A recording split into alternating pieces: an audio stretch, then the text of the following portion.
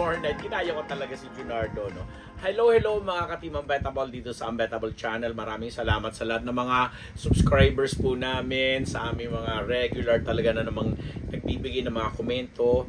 Dahil ay talagang excited na kami na dalasan daw ang pagkikipagpanayam sa inyo. Pakikipagpanayam, pakikipag-usap, pakikipagchikahan. O, di ba? Basta hello sa inyong lahat all over the world. Pati na po ang ating mga sponsors na ang sisipag po talaga. Mamaya acknowledge natin sila. Dahil ang unang episode natin ngayon bago matapos ang Agosto, ay ito na nga, ang pagbabalik telebisyon. Hindi naman siya nagbabalik telebisyon. Actually, bida-bida nga siya dun sa katatapos lang na Drug You and Me. Again, yun, hindi naman pagkasunod agad yon ang susunod na programa nito ni Andrea Brillantes. Pagkatapos ng mga kontrobersiya, mga intriga, iskandalo, etc. Diba? Talagang siya ang winner. Kumbaga siya ang nagwagi.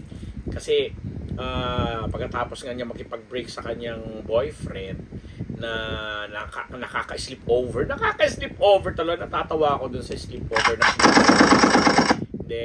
ano lang tayo, ganoon talaga siguro mga kabataan ngayon, for as long as responsable naman sila sa ginagawa nila, alam nila yung mga consequences, and definitely may blessing ng mga magulang, wala naman tayong ano doon.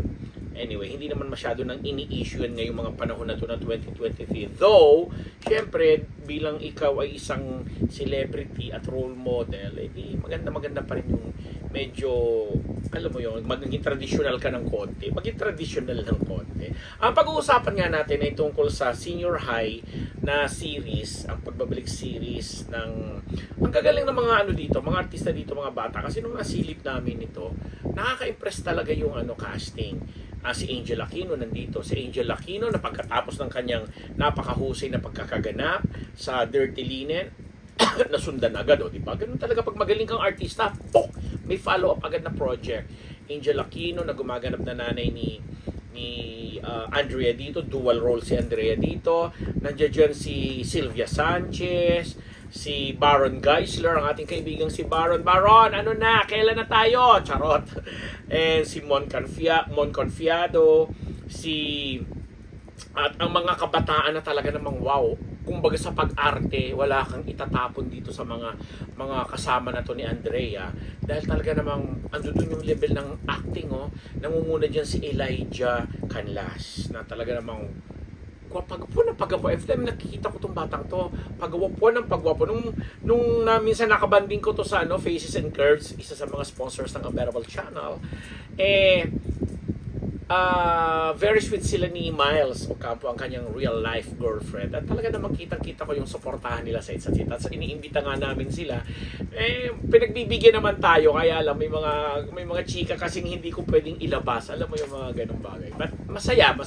Natutuwa ako dito kay Elijah. And then nandiyan dyan si JK Labajo na kamakailan lang nagkaroon ng intrigahan na akala nila ay hindi na aarte, hindi na kasi parang nag-concentrate na siya sa ibang field music. Pero dito mapapanood natin siya. Nagkaroon ng intriga na sinasabi ko kasi nga kamakailan, pumirma din ng kontrata itong si Darren Espanto na kasabayan talaga niya na for the longest time, wala pa pala siyang formal na kontrata. Tapos iniintriga, di pareho lang pala kayo, ni Laika Gairano, yung mga batch na yan ng mga bata. But anyway, hindi yan ang pag-uusapan natin. Binanggit lang natin si JK kasi isa sa mga nakikita nating very promising, may karakter ang itsura, yan si JK Labajo. Aside from being a good singer, actually ang gagampanan naman niya talaga ay isang band singer siya dito sa senior high. Of course, nandiyan din si Kyle Echari, isa rin sa para sa amin ay most promising din ng mga youngsters natin. Ang tangkad na ngayon ng batang ito, ang husay-husay bukod sa husay sumayaw, kumakanta pa rin siya, pero mas nahasa siya sa pagsasayaw. And this time, mapapanood natin siya bilang isa sa mga leading men ni Andrea Brillantes. And of course, may mga pinakikilalang mga batang artista dyan, kagaya ni Daniela. Actually, hindi naman pinapakilala, pero nagkaroon na sila ng mga projects, pero dito parang mas mahahasa sila.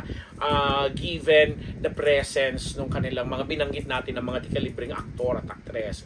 Yan nga si Daniela Estraner, si Miggy Jimenez, at saka si Tommy Alejandrino. O, diba? Isa-isa pa lang natin binigyan ng emosyong cast.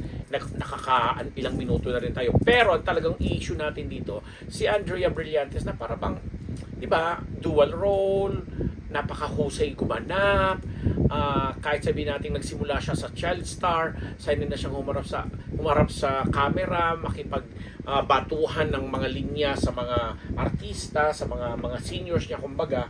Pero alam mo, sabi niya nung nakapanayam natin siya, sabi niya nininervyos pa rin siya, inaatake siya ng parang hindi naman ganun katinding anxiety, pero yun, nagiging anxious siya kapag ganito kabibigat yung mga artistang nakakasalamuhan niya o nakaka-eksena kagaya ni Ibiang, Silva Sanchez, lalo ni Angel Aquino na gumaganap ng nanay niya sa series.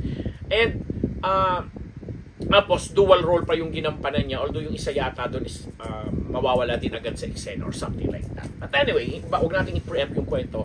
Kasi si Andrea, doon sa maikling panayam namin sa kanya, sinabi niya na talagang siguro itong nangyayari sa kanya na pagkakaroon ng sunod-sunod na projects ay malaking biyaya at malaking pasasalamat niya na alam mo yun, binibigyan siya ng mga roles na hindi lang susukat sa kanyang pagka-actress, kundi alam mo yun, magbibigay ng focus sa kanya kasi nga kamakailan nga na iskandalo na ini-involve sa ganitong alam mo kabataang issue na break mga chuchu na nalagay din siyempre yung imahe niya sa hindi magandang side.